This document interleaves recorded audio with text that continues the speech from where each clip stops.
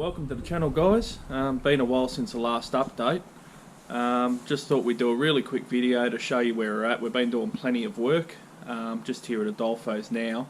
But before we get into what he's been up to, we'll do a quick vid on the radiator support panel, which I've just completed, and I'll show you when we come back. So I'm just here cleaning up this replacement radiator support panel, which I wasn't going to bother filming. But I just wanted to talk about something that I think I mentioned when I was doing the tub on the aluminium. But these wire grinding discs, they can't be beaten. I know there's probably, you know, something that'll work slightly quicker and it'll rip off the paint a lot easier, but the reason why I like these is because, number one, you get a lot of life out of them. They don't clog up. Number two, they do the job really well, but most importantly, number three, they put very little heat into the work itself. So you've got zero scratches, it's baby smooth, and as you're grinding, like I can put my hand directly on a section that I've just ground, and it's less hot than it would be if you left it in the sun for a day. So yeah, when you're ripping away paint and hunting for rust, this is a ticket. So we've finished stripping away the front face of the support panel, and it's actually in fairly good condition. Like, it's straight and it's looking pretty good. We did know about a couple of spots that would need repairs, and I did find a couple more. So we've got a little bit of a bulge here. You can probably see that in a light, how there's a sort of bit of damage, and if you come across here, see that at some point that's taken a little bit of a hit, a stick or something, and as a result there's a little bit of corrosion that I can feel underneath here that's sort of bulging up. So I might have to cut a little bit of a piece in there, but I'll take it from the back and have a look.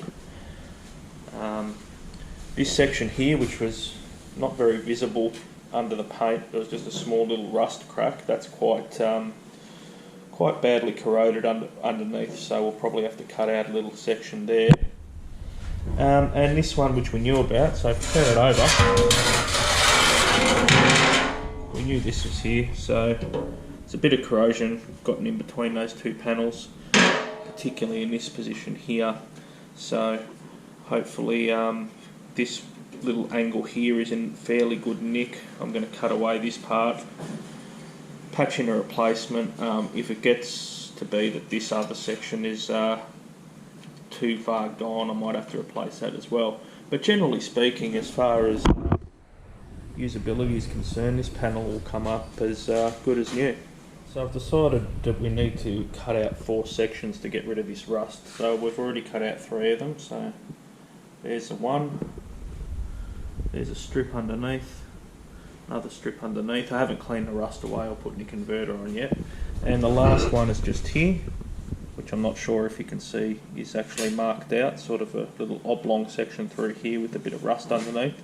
I'm not sure whether it was due to the hit or due to this rust underneath that caused this sort of bend. That's okay, we'll get that out. But first, I feel like I need to replace these sections here just to keep the shape of everything straight before I start hacking away a section like this and start banging on it.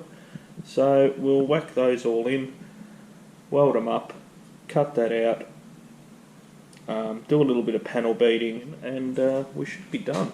So the initial patches are all done, and I've managed to keep the panel nice and straight.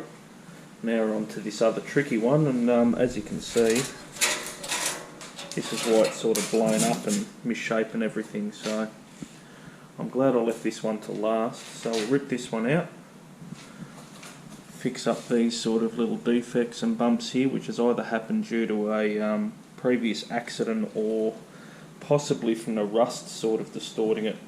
I suspect it was a minor hit. But anyway, we're nearly there. Alright, final patch cut, and we've banged this up so it's nice and square again. Fix the majority of the damage there. The rest of it will get a little skimmer bog and we should be sweet, but that panel is dead straight. So I'll just zap this in, and I'll catch you back at Adolfo's and we can have a look at the end result. And here we are. Finished product. Little skim of bog to fix up my little imperfections in the weld, but she's all done. Meanwhile, in Panel Town, Adolfo's been busy getting the bulkhead all prepped up. That's nearly ready. Whole bunch of sort of miscellaneous panels just getting prepped for paint, and we're just all deciding when we pull the trigger and sort of set up a quasi paint booth to get all this done, because we're not going to paint every single part in one. The tub's definitely going to be its own thing, so is the roof. But I can't remember last time where we were at with the actual car itself, but as you can see, the exhaust is in there. The exhaust done. Motor works.